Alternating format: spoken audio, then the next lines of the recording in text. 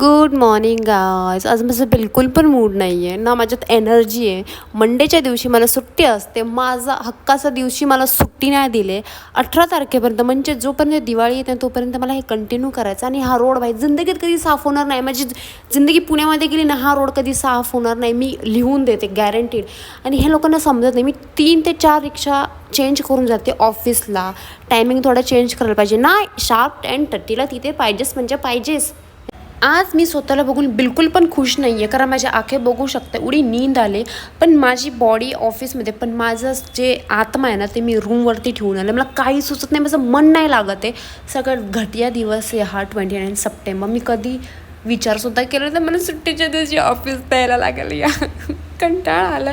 आणि या लोकांचे पार्सल द्यायचं खाली जाऊन वरनं. आणि माझे छोटे डॉग लोक ॲटलिस्ट त्यांना बघून तरी माझा मूड फ्रेश झाला.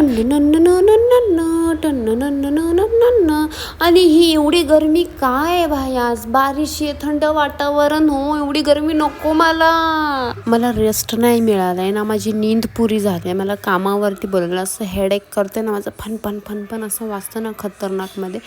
आज मी थोडं 5-10 मिनटं लवकरच जाते, कारण खूप हालत टाईट झाल्यासारखी वाटते. आता पण मी ORS पीत व्हॉइस ओव्हर देते. सो भेटतं पण नेक्स्ट व्लॉगमध्ये.